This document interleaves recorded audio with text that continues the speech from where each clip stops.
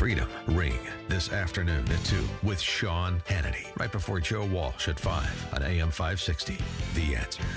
Good morning, Dan and Amy. So here we go again in District 211. This is Northwest Suburban Cook County High School District. We talked, what was it, last year about a... Fremd High School student. Yes, in District 211. Yeah, Palatine High School student. It was a male student in Palatine High School that was that has been granted access to the girls' locker room, just like the previous student at Fremd.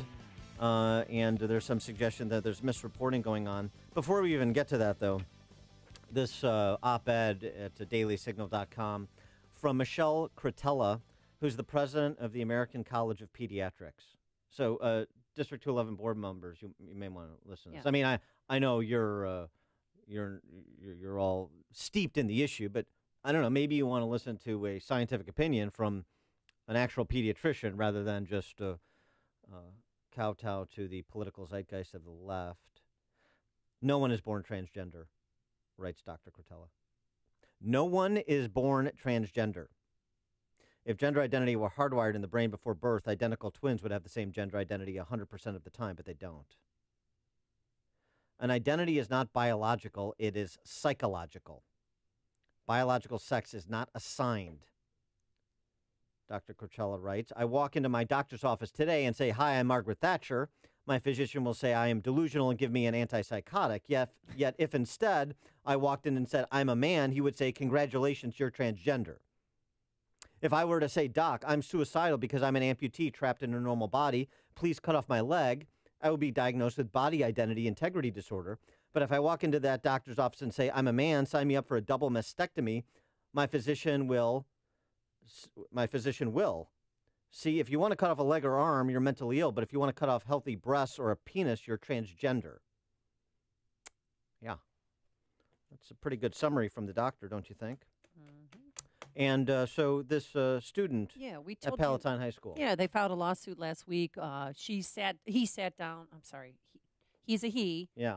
But is identified as a girl for 4 years now at Palatine High School. He's a senior and claims, that he's been treated fairly by the students, but he wants more, Dan. In order to show people that I am no different from any other girl, I have to put my face out there and have to show them, and hopefully it brings a level of human understanding to it. So she's trying to be a social justice warrior. Well, that was interesting to hear from Ferris Bueller, but now I want to hear from that student at Palatine High School. He sounds like Matthew Broderick. He does. So here's what's happening, because I think Channel 7 didn't push this issue. It's staring them right in the face. They have allowed this person into the girls' locker room, but he has to change behind a screen. But that's discrimination. I shouldn't be required to change in a private area where no other girl is required to. So he's asking to be with the other girls. He just wants to be like one of the girls. But they have bent over backwards, I have felt, since reading, up on this issue, to make accommodations for this person. But it's still not enough, because he wants the screen down. There you go, District 211. What do you think, District 211 parents? 312-642-5600, turnkey.pro answer line. 64636-DA, turnkey.pro text line. That school board reflecting your values? For more on the topic, we're pleased to be joined by Vicki Wilson, who is the district, she's with District 211's Parents for Privacy. Vicki, thanks for joining us again. Appreciate it. Hi, Dan and Amy. Thanks for having me. So this case, it's being reported that we've got the same problem, allegedly, from the perspective of the student and his family, that you had the other time at Fremd, where he just wants access to the girls' locker room, and what's wrong with that? Right. It's actually been we just celebrated the 2-year anniversary where the district decided to cave to the Obama administration and let the student at Fremd have access to the girls' locker room. And District 211 lets every student with gender dysphoria have access to the locker room that they desire. This student, though, wants, as Amy said, he wants more. He wants to change clothes right next to the girls in the locker room. It's not enough that he has access to the locker room. And let's be clear, that is a huge violation of privacy. Privacy begins at the locker room door for obvious reasons. The district sided with this extreme position 2 years ago, and they are still being sued by the only students they chose to protect 2 years ago. Their policy violates the privacy of 99.7% of the student population. So, what about the girl's privacy? Because he hasn't gone through the operation yet, so he doesn't have the same body parts as they do. And what about their rights? Exactly. So, our position is kids with gender dysphoria who are struggling, they shouldn't be, we separate these spaces by anatomy. And if a child with dysphoria is struggling, we say, okay, if you're a boy and you're not comfortable there, fine, you should get an accommodation. But the opposite sex locker room is completely unreasonable. If he is uncomfortable in his locker room with other biological anatomical boys, how on earth does he think the girls feel? So our solution is 3 very simple words. Accommodate, don't violate. Very simple. But again, the district is on the extreme side of this, and they are suing not just for full access this time, total unrestricted access, but for money. For money this time. Oh, And last time was the media is not reporting that. They want financial compensation, damages for emotional distress. Oh, my God. Forget about all the girls in our lawsuit who have emotional distress. Plus, they want interest and reimbursement of their attorney fees. So It's incredible. let me understand the perspective of the school board and the school district administrative hierarchy. Are they surrendering because they're worried about the litigation costs and the financial implications for the district, or are they advocates for this kind of gender fluidity in the schools? 'Cause there's a difference. Right. I believe there are people who do think they think there is no difference between a boy with gender dysphoria and a biological girl. That's what this is about. They want to erase all lines between boys with gender dysphoria and biological girls. They honestly say, well, this is a girl. This is a girl. They have bought into this completely insane idea.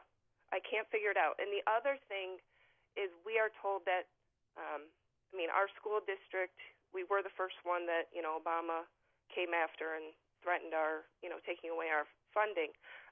Supposedly other school districts are doing the same thing, but it's us who are saying, no, we're only going to do limited access, not full access. And other school districts, supposedly, I don't know, are doing the full access. Well, which but school again, districts? The limited is a huge violation. What school districts are doing full access? Do you know? Pardon me? Which school districts are giving full access? I don't know exactly, but someone said, someone at the ACLU, because of course the ACLU is behind this, who has a friend there, said, well, everyone else is doing it. 211 is the only one who's not doing it supposedly correctly. But I find that extremely hard to believe. We are the largest high school district in the state, and I think that is why, they are trying to make an example of us. What about the girls? What is the feedback from students about this dude in their locker room, in the way that he wants to be in their locker room? So we have over 50 families in our lawsuit that we filed May of last year, and a lot of them say, look, we understand, we care about these kids. We don't want them bullied. We don't bully them.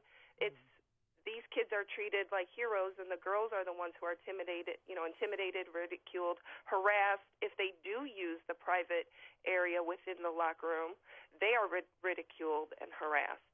And what's weird is our Dr. Cates, our superintendent, he issued a statement on this saying that our community is not divided on this, and that everybody supports giving locker room access to the opposite sex. Well, I suppose. Did he conveniently forget about our lawsuit? I guess you're the 50 families you're describing don't count. And let me ask you this about your lawsuit, though. You said this student and his family's lawsuit seeks specific performance as well as financial damages. What is your lawsuit seeking? So our lawsuit does not ask for a dime. We ask the district, please, institute a policy that protects all children equally. Like I said, accommodate, don't violate. They refused to do that. Had they done it, they could have gotten support, like we are, representation from the wonderful attorneys at Alliance Defending Freedom, and they would have gotten, free, and the taxpayers would have paid $0 for legal work. Instead, they chose the extreme. So our lawsuit, we did release the DOE and the DOJ when Trump was elected and rolled back Obama's guidance wisely. So we are still just suing the district, and we are not asking for a dime. This kid, Nova Mayday, and his mom, they made the media rounds last week. Are you in contact with any girls that or have you been in the locker room to see what exactly the setup is for Nova? Well, what happened, it wasn't good enough, the offer by the school district to say you can be in the girls' locker room. We just want you to have your own special place. Now, remember, when that happens, these students are walking past the girls in the open air while they are changing clothes. But what happened is Nova and his mom said, that's not good enough. I don't want in the locker room unless I can have it my way. Right, my way or the highway. Yeah. Yep, absolutely. Erase the lines, and you don't get to redraw them. Vicki, Right. by the way, it's worth noting for parents and families that care, there's a board meeting Thursday night, 7:30 p.m., 1750 South Roselle Road in Palatine. If interested parties want to come to that board meeting and express their views on this topic to board members, right, Vicki? Right. And we please come if at all possible. If you cannot come, please email the board at boardofeducation@d211.org or our superintendent, D for Dan, dcates@d211.org. They need to hear from people. Okay, and Parents for Privacy, if you want to contact Vicki Wilson and her group, D211 Parents for Privacy @gmail. D211 Parents for Privacy @gmail is that organization's email. Vicki Wilson, thanks so much for joining us. Appreciate it. Thank you both for having me. I really appreciate it. And good luck Thursday night. Thank you. Thanks. And Bye-bye. she joined us on our turnkey.pro answer line. Connect with